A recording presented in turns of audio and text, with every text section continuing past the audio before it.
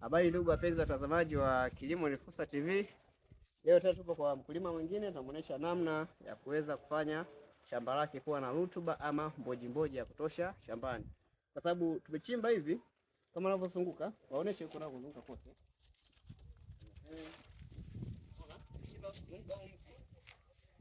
Kwa lengo la kufanya hii ardhi iwe na mboji ya kutosha, kwa sababu mkulima amesema hapa ardhi hii hapa ina changamoto ya kuwa na tabaka gumu wa maeneo haya, lakini pia vile vile ardhi hii haiwezi kupitisha maji kufika mpaka chini. Kama unavyoona hapa ni pakavu hapa. Tunaonesha hapa. Unaona hapa? Hapa ni pakavu hapa. Hapawezi kuwa na uwezo wa kupitisha maji kwa kiasi kinachotakiwa. So kinachofanyika tukichimba hivi, tunaweka mabua, tutaweka na mabunzi, kwamba kwa lengo la kwamba yakioza yatakuwa ni mbolea, lakini pia yatafanya ardhi ya tabaka hili kuwa laini, lakini pia mti kama huu kuweza kupata virutubisho vya kutosha. Lakini pia sio hivyo tu, tumemshauri hata hapa kwenye kichina hiki, hapo awali alikuwa hajaweka haya manyasi hapa juu. Ndio onyesha hapa. Hapo awali alikuwa hajaweka manyasi, hivyo ikapelekea mizizi kama hapa mnavyoona ikawa inaonekana juu. Kwa tukamshauri mkulima kwamba hapa afunike na manyasi hivi. Akifunika na manyasi hivi itapelekea sasa kutunza unyevu, lakini pia mizizi kama hii isipigwe na mwanga wa jua. So akifunika hivi na manyasi, kwamba eneo la hili hapa litapigwa na jua, ile mizizi yake muda wote itakuwa imefunikwa sehemu salama, na hata hivyo itakuwa ina uwezo wa kuweza kuchukua virutubisho kutoka chini kwenye ardhi kuleta kwenye mmea. Sasa naonyesha namna ya kuweka mabua hapa. Nionyeshe mabua yetu ni haya hapa.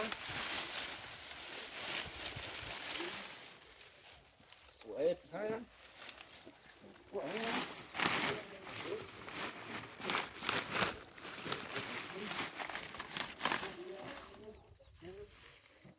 mabua hayo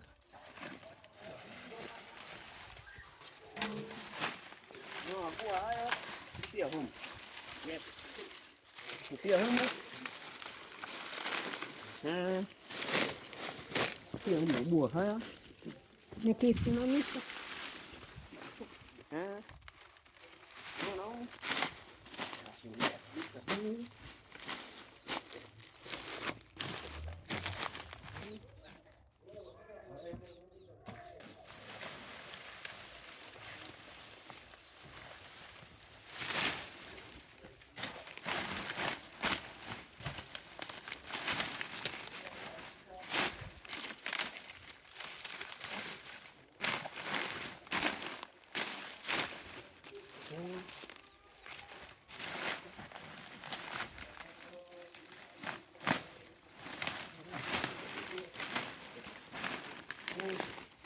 Mbona? Mbona mama? Ndio. Sasa tunaweka mabua hivi. Maana mabua yakioza, cha kwanza itakuwa ni mboji. Ndio. Cha kwanza itakuwa mboji, lakini cha pili itapelekea sasa huu mti kuwa na ardhi laini ambayo sasa itakayofanya kuwa na virutubisho vya kutosha. So ukishaweka mabua kama hivi, unaweza kuweka samadi hapo juu, lakini pia unaweza kuweka mabunzi mengi. Mabunzi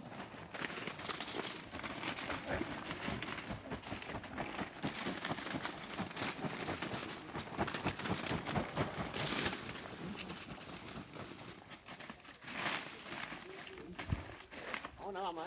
Ndio. Utaweka nini? Mabunzi. Weka hivi. Haya mabua huwa hayawezi kuoza ikiwa yanapigwa na mwanga wa jua. Ili yaweze kuoza haya mabua, tunachotakiwa tufikie kidogo udongo hapa juu, ili unapomwagilia ile majani, mabua yanayofyonza yale maji yanafanya nini? Yanaoza. Hapo tumeelewa mamangu? Ndio. Ngoja nimalizie mabua hapo nionyeshe nafikia kidogo.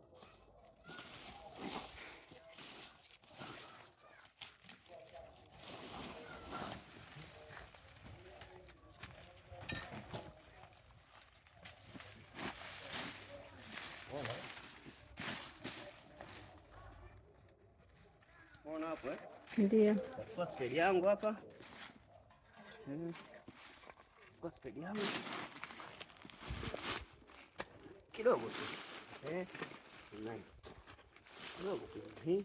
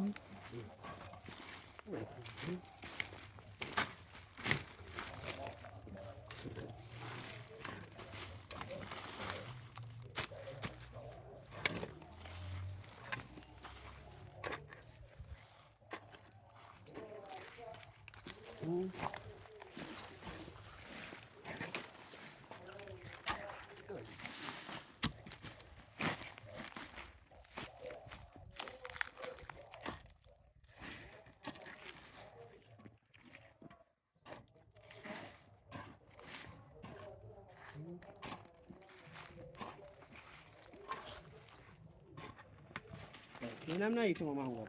Ndio. Ukishafikia namna hii sasa, umefikia hivi kwamba huu udongo si mbichi huu. Ndio. Ama mabua si makavu. Ndio. Udongo huu tayari ukionza yale maji utapelekea kufanya sasa hapa chini kuwa yani mabua yakishaoza inakuwa nini inabadilika kwa nini? Yanakuwa ni mboji. Ndio. So namna utengeneza mboji kwenye mti wako ndio kama tunachimba hapo chini. Naweka mabua, naweka manyasi kama una mabua. Lakini tunaweka kama hamna mabua wala nyasi, utaweka vichaka na maanisha miti majani ya miti. Ndio. Lakini kama hamna majani ya miti au hamna kitu chochote, tutaweka mabunzi. Mabua sio lazima yawe ya mahindi tu, hata ya maharage na njegere pia yanafaa. Sawa. So haya yote ukiweka hapa, ukichimba ukishafikia tayari, utafikia kidogo hivi kwa lengo la kuweza yaoze haraka. Ndio. Ili aweze kubariki nini? Kuwa mbolea. Lakini pia kwenye kishina lazima ufunike nyasi hivi. Ndiyo. Ili jua lisipige hapa pakakauka kwenye kishina. Ndio. So hata wewe mkulima ambaye uko mbali Tanzania nzima, najua mnanifuatilia. Kwa majina naitwa Baraka Batson Mgeweko, ni mwanafunzi katika chuo cha teknolojia ya MUST Mbeya. So kwa mtu yote atakuwa anataka huduma kama hii, namba zangu za simu ni 0773707425. Asanteni sana. Bye. Asante. Hapo kata. Nikate pale pale. Yeah.